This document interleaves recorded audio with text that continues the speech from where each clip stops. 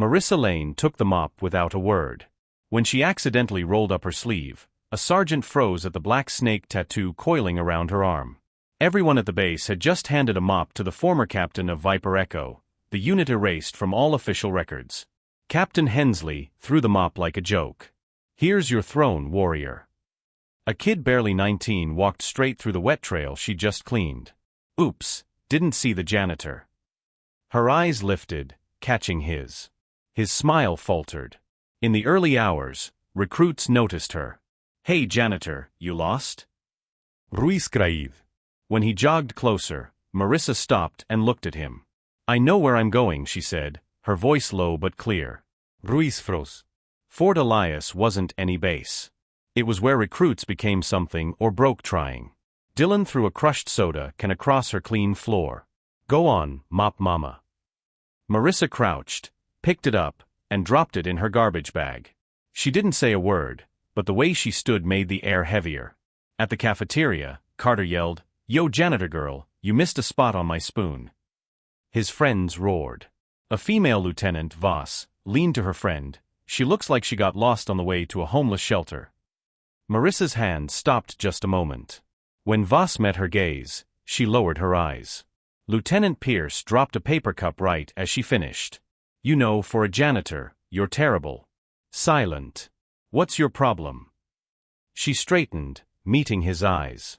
"I clean what's dirty," she said softly. Pierce's smile wavered. The other lieutenants exchanged glances. Major Crane stopped her in a hallway. "You're slowing us down. Move faster or get out." Marissa nodded. "Yes, sir." Her grip tightened on the worn broom. Crane blinked as if her comm had thrown him, then strode away.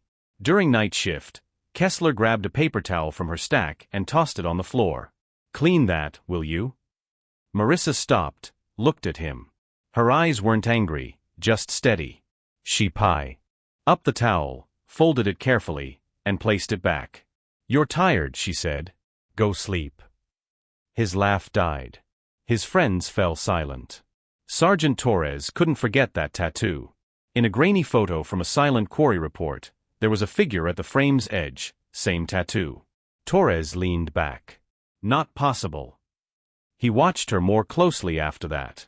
Colonel Whitaker and visiting officers stopped at the glass display. "You there. You're polishing the wrong thing.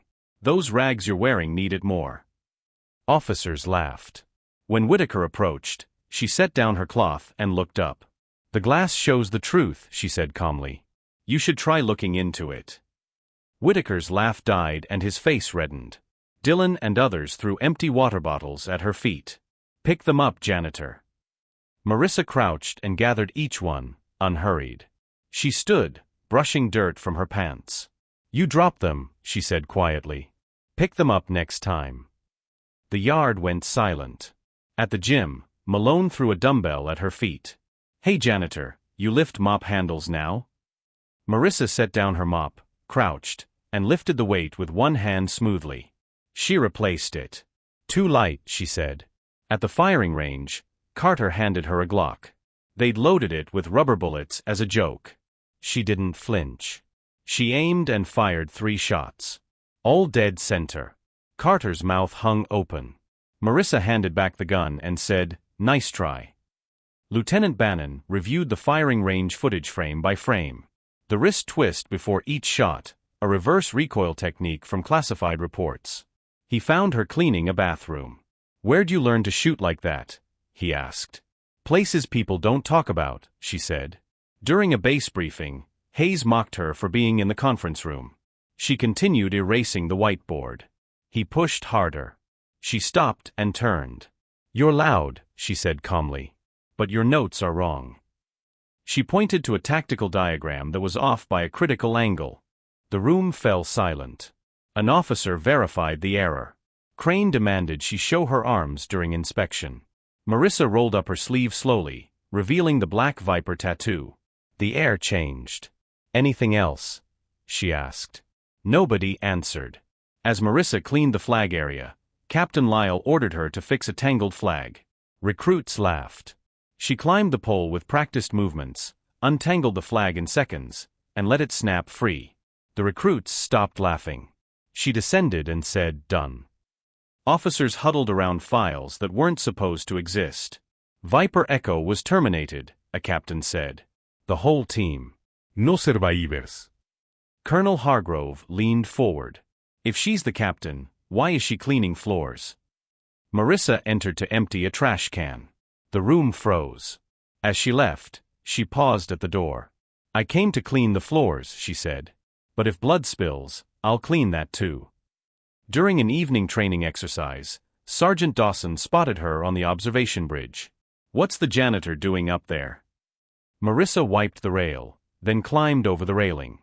She dropped to the ground and ran the obstacle course. She moved like water, smooth, precise, clearing every obstacle. She reached the end, brushed off her hands, and said, "Keep training." Crane wanted her gone. "She's a ghost. Nobody can control her. She's a liability." They dug unofficially through her belongings. Found a cloth, a blank notebook, and a badge with a red bar. Jenkins saw it. "That's a red-marked unit badge. Why do you have that?" Marissa wiped a nearby window. She didn't turn. "I never left the unit," she said so quietly she could barely be heard. Jenkins went pale. In the motor pool, Ortiz watched Marissa scrub oil stains. "You're wasting time. That stain's been there forever." She kept scrubbing. Ortiz approached and dropped a greasy rag next to her bucket. "Clean that too." She stopped, picked it up, soaked it. Then in one motion, she wiped the stain clean. The concrete gleamed. "How'd you?" Marissa cut him off. "Some things just need the right touch," she said. She dropped the rag at his feet and walked away. During a simulated cyber attack, the entire system crashed. The tech team was frantic. Marissa set down her broom, walked to the console, and typed 6 characters. Lights flickered back. Screens hummed to life. Colonel Hargrove watched. "Who are you?" he asked, voice almost a whisper. Marissa met his gaze. "The last one who still knows how to save you," she said. Hargrove's face went pale. That evening, Parker entered the chapel where Marissa polished benches. "What's this, janitor? You praying for a better job?" She continued polishing, impassive. He approached, voice sharper. Comment, c'est something. She stopped and looked at him. Her eyes were calm, but something in them made his smile falter. "This place is for respect," she said. "You could try it sometime." The recruits drafted a transfer request and called her to a meeting. The room was full: Crane, Voss, Hargrove, a dozen others. Crane slid transfer papers across the table. "You shouldn't be here. You're disrupting everything." Marissa looked at the papers. She didn't touch them. "It's not that I gave up," she said, voice calm but heavy. "It's that none of you chose to grow." She turned, left the mop by the door, and walked out. The next morning, a helicopter landed at the base center. Un atto-colonel descendait, uniforme crisp. Marissa Lane. Reactivation request.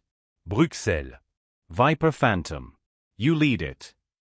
She nodded, took the file, and climbed into the helicopter. As it lifted, she glanced back at Fort Elias.